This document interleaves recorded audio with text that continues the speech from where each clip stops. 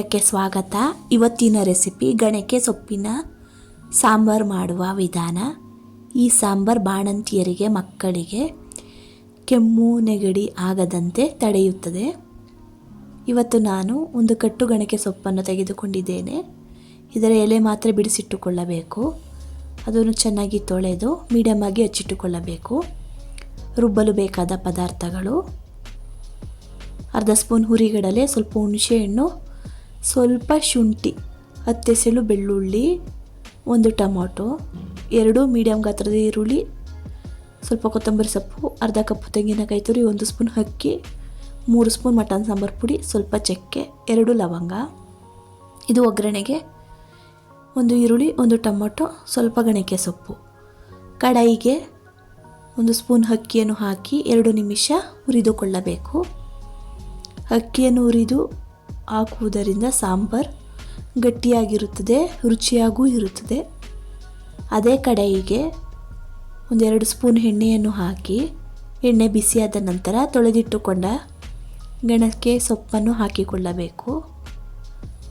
ಇದನ್ನು 2-3 ನಿಮಿಷ ಮೀಡಿಯಂ ಫ್ಲೇಮ್ನಲ್ಲಿ ಇದರ ಹಸಿ ವಾಸನೆ ಹೋಗುವವರೆಗೂ ಹುರಿದುಕೊಳ್ಳಬೇಕು. ಸೊಪ್ಪನ್ನು ಚೆನ್ನಾಗಿ ಹುರಿದ ನಂತರ ಅದನ್ನೊಂದು ಪ್ಲೇಟ್ಗೆ ಆರಲು ತೆಗೆದಿಡಬೇಕು. ಮಿಕ್ಸಿ ಜಾರಿಗೆ ರುಬ್ಬಲು ತೆಗೆದುಕೊಂಡ ಎಲ್ಲ ಪದಾರ್ಥಗಳನ್ನು ಹಾಕಿಕೊಳ್ಳಬೇಕು. ಟೊಮೊಟೊ, ಈರುಳ್ಳಿ, ಕೊತ್ತಂಬರಿ ಸೊಪ್ಪು, ಹುಣಸೆ ಹಣ್ಣು, ಬೆಳ್ಳುಳ್ಳಿ, ಶುಂಠಿ, ಮಟನ್ ಸಾಂಬಾರು ಪುಡಿ,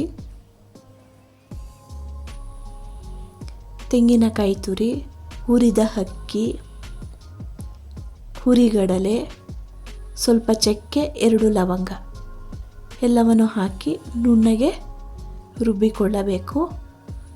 ಹುರಿದು ಆರಲು ಇಟ್ಟ ಸೊಪ್ಪನ್ನು ಸಹ ಹಾಕಿ ನುಣ್ಣಗೆ ರುಬ್ಬಿಕೊಳ್ಳಬೇಕು. ನಂತರ ಪಾತ್ರೆಗೆ 3 ಸ್ಪೂನ್ ಎಣ್ಣೆಯನ್ನು ಹಾಕಿ ಎಣ್ಣೆ ಬಿಸಿಯಾದ ನಂತರ ಈರುಳ್ಳಿಯನ್ನು ಹಾಕಿ ಬಾಡಿಸಿಕೊಳ್ಳಬೇಕು. ನಂತರ ಟೊಮೊಟೊ,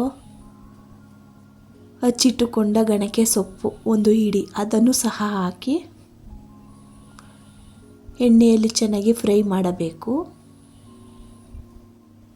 ಸೊಪ್ಪು ಬಾಡಿದ ನಂತರ ರುಬ್ಬಿಟ್ಟುಕೊಂಡ ಮಸಾಲೆಯನ್ನು ಹಾಕಿ ಇದನ್ನು ಸಹ ಚೆನ್ನಾಗಿ ಹಸಿ ವಾಸನೆ ಹೋಗುವವರೆಗೂ ಎಣ್ಣೆಯಲ್ಲಿ ಫ್ರೈ ಮಾಡಿಕೊಳ್ಳಬೇಕು.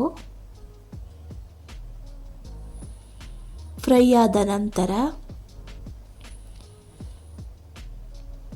ಮಿಕ್ಸಿ ಜಾರಿಗೆ ಸ್ವಲ್ಪ ನೀರನ್ನು ಹಾಕಿ ಅದನ್ನು ಸಹ ಈ ಮಸಾಲೆಗೆ ಹಾಕಿಕೊಳ್ಳಬೇಕು.